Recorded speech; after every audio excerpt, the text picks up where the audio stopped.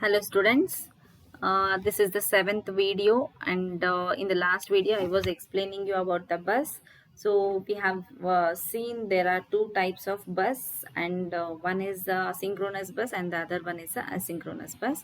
So we know actually what is a synchronous bus now. So we'll see the explanation for this diagram.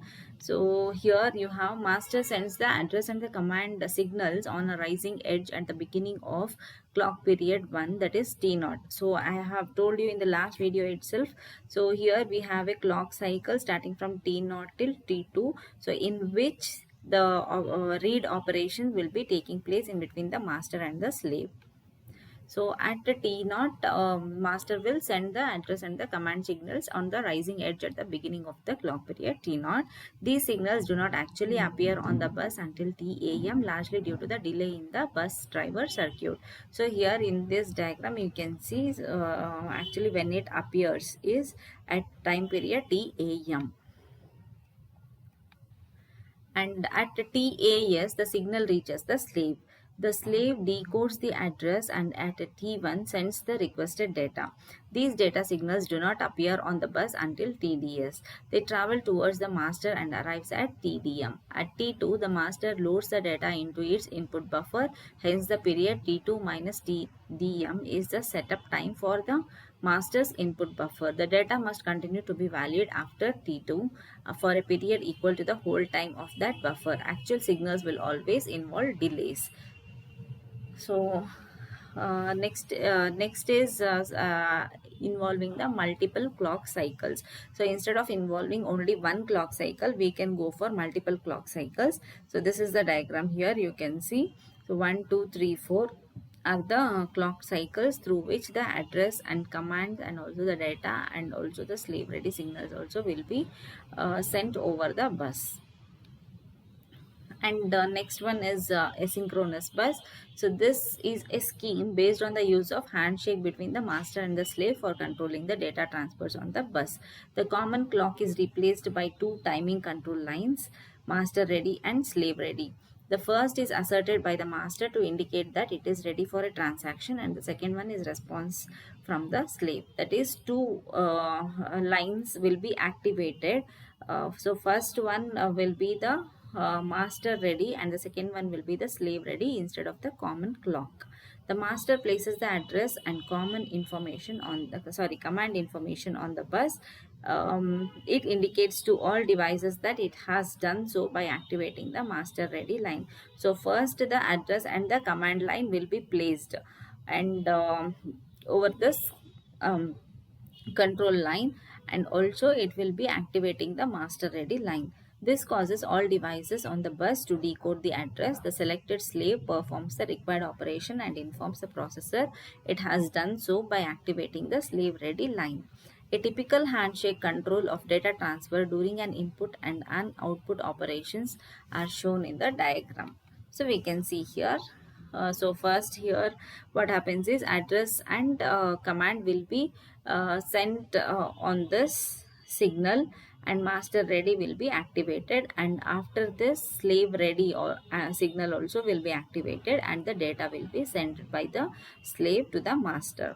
So here you can see there will be interconnection or interlocking between the two devices, that is master and the slave signals. So hence we call this type as a full handshake.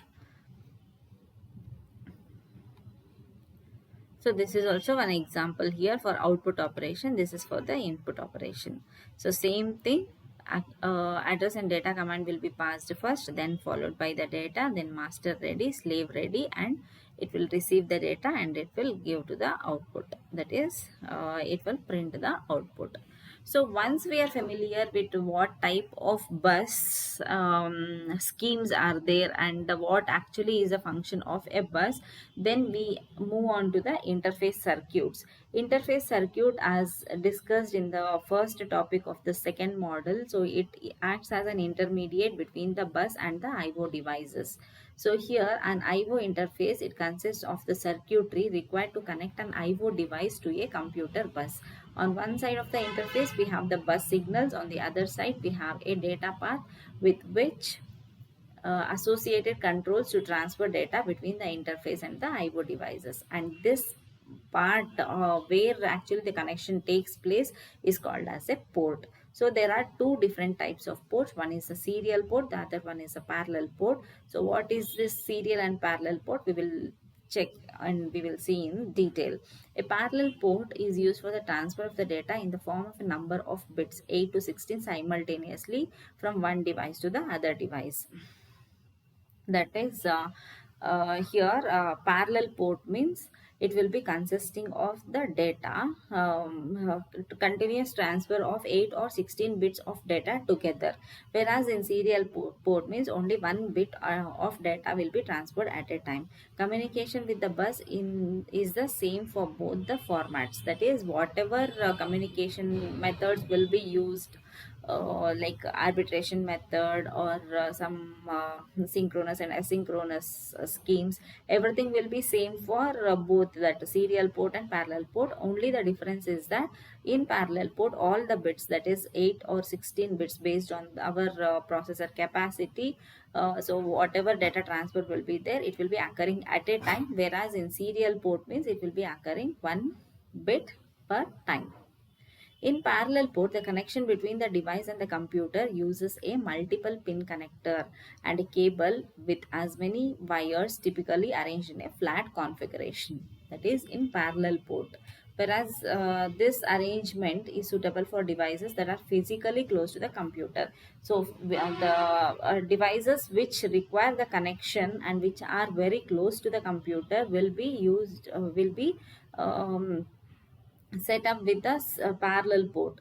The cables which the devices which are far away from the computer system, so they will be using the serial port for the arrangement because it is more convenient and it is cost effective. So what is the function of an IO interface? So IO interface, it provides a storage buffer for at least one word of data. That is, storage buffer means it is like a temporary storage which will be used in order to store one word of data at a time. It contains status flags that can be accessed by the processor to determine whether the buffer is full or empty. That is, whether during the input time buffer has to be whether it is full or empty, and during the output also whether the this one is full or empty.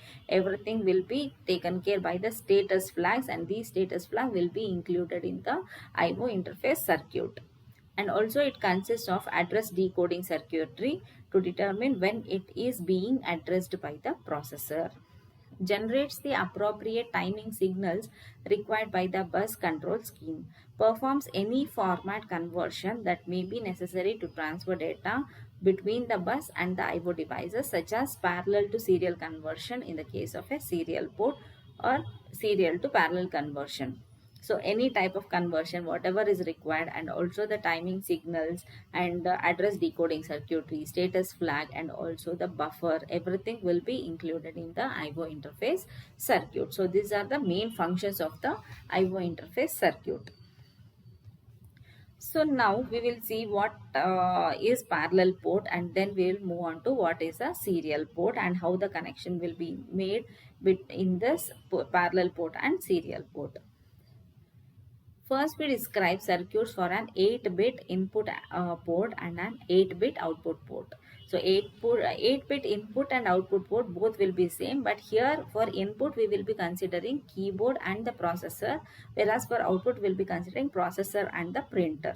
Then combine the two circuitry, both input and output, in order to show the interface for a general 8-bit parallel port, how it can be designed. So we assume that the interface circuit is connected to a 32-bit processor that uses the memory mapped IO and the asynchronous bus protocol. Asynchronous bus protocol means they will be in a handshake scheme. That is, they will not follow any common clock. Instead of that, they will be in a handshake method, where the master will be sending the signal that it is ready to receive this information, and the slave will also be sending the putting its request or acknowledgement over the control line, so that the slave ready information will be passed. So we have a diagram in which the hardware components have been shown.